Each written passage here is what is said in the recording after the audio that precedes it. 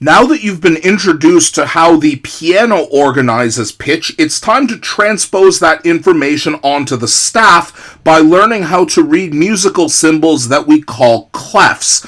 Now, clefs are symbols that we find on the far left side of the staff and determine which locations within the staff correspond to which specific pitches.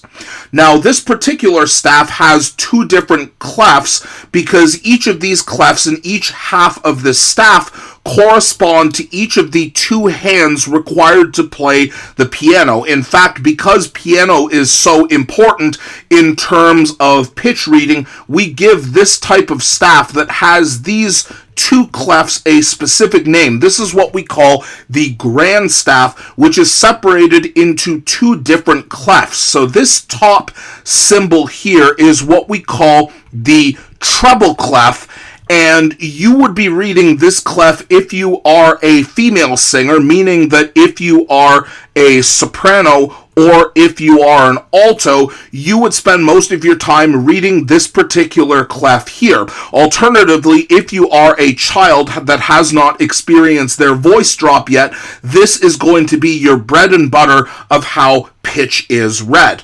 Now, the bottom half of the grand staff is what we call the bass clef, and not surprisingly, the name bass is right in the name, meaning that if you have a mature male voice, meaning that you are a mature tenor or bass singer, most of your time is going to be spent reading the bass clef as well.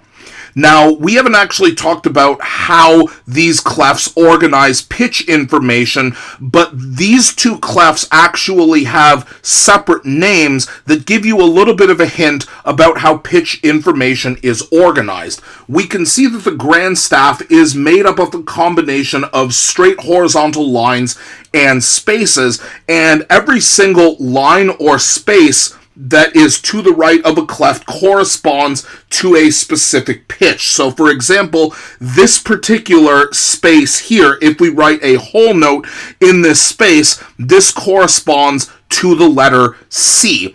Now, there are a few mnemonics that we can learn in order to help you remember what the lines and spaces or which specific pitches each line or space of the treble or bass clefs correspond to, but there is an even simpler way.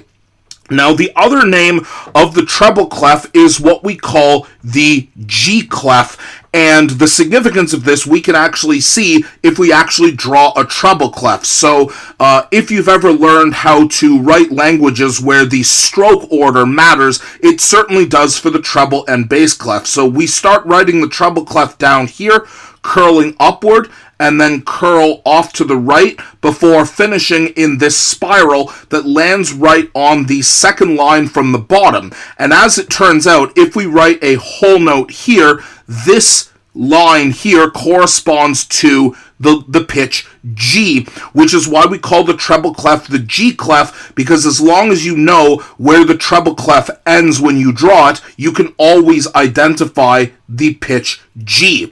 Whereas the bass clef is not in fact a G clef, it is what we call an F clef.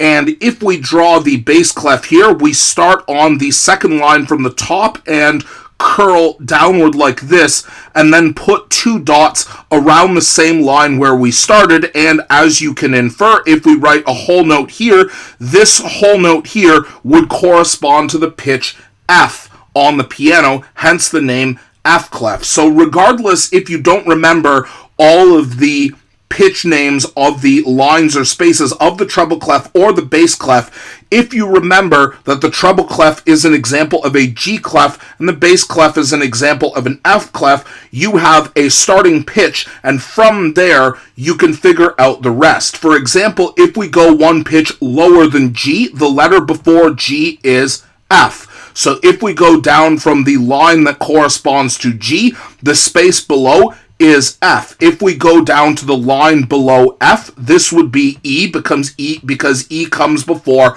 F. And if we go down to the space below the line E, we get to D. Now, if we ascend going to higher pitches, we remember that there is no pitch name H. So after G, in this space above the line G, we would end up with A.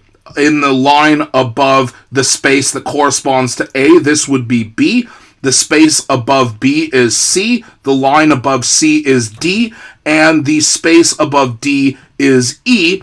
And we have just figured out how to read the treble clef or the G clef, and reading the bass clef is basically identical, but just with a different starting point. For example, the space below F would correspond to E, the line below E would correspond to D, the space below D would correspond to C, the line below C would correspond to B, etc. And conversely, if we were to ascend, so the space above F would correspond to G, the line above G would correspond to A, etc.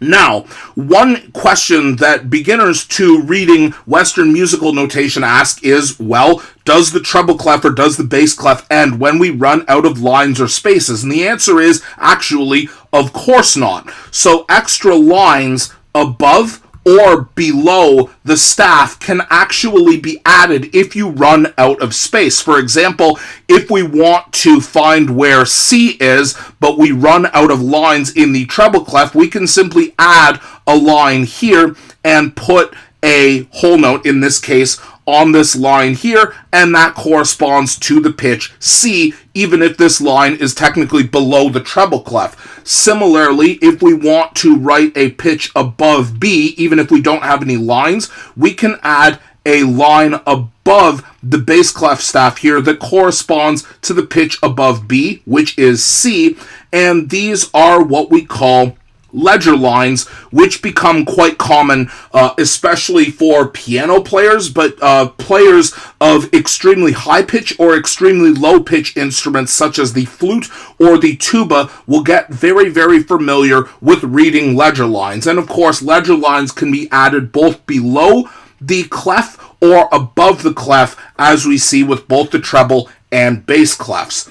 Now, even though you can figure out what the pitches are just by remembering G clef and F clef, this is not really efficient because your reading ability of pitches will have to get a lot faster, especially when singing or performing relatively fast-paced music. And so we have a bunch of mnemonics that can be used to remember the lines and spaces of the treble and the bass clefs. So if we outline the lines of the treble clef, which we see here, the bottom line of the treble clef corresponds to an E, which stands for every. The second line corresponds to G, which begins the word good. B begins the word boy. D begins the word deserve, which I can, of course, spell correctly. Deserve.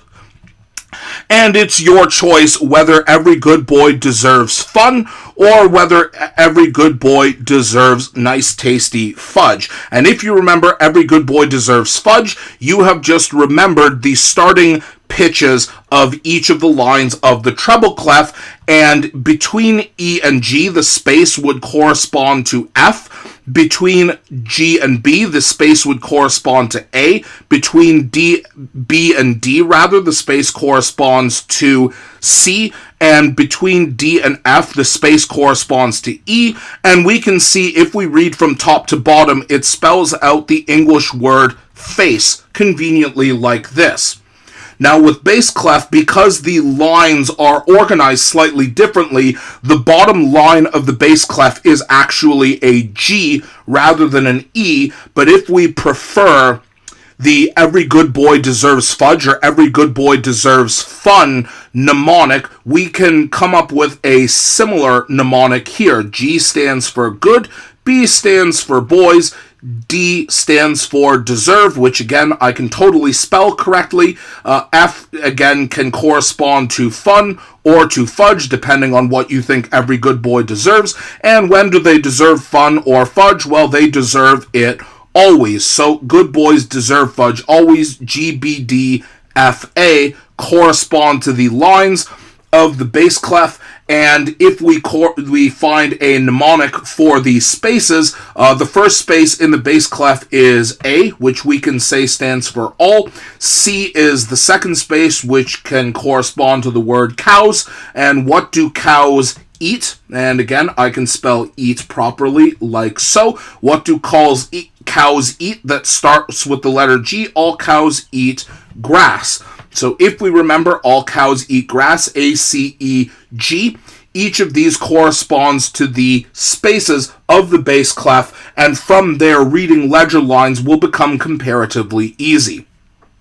Now, just like with reading rhythmic values of notes within the staff and of rests, reading pitches is something that takes intense practice and lots of repetition. The good news is, first off, you can try this practice problem below by simply finding and locating multiple locations of each of the pitches in the treble clef and the bass clef below on the staff. And of course, pay attention to whether there is an accidental, like a flat or a sharp, that modifies the pitch. And once you're through with this, there are ample practice problems below. And again, the goal here is not just to identify the pitches accurately, but to gradually get faster so that your note reading fluency gets faster, so that when you actually start reading music and performing it, you don't really need to think about it anymore.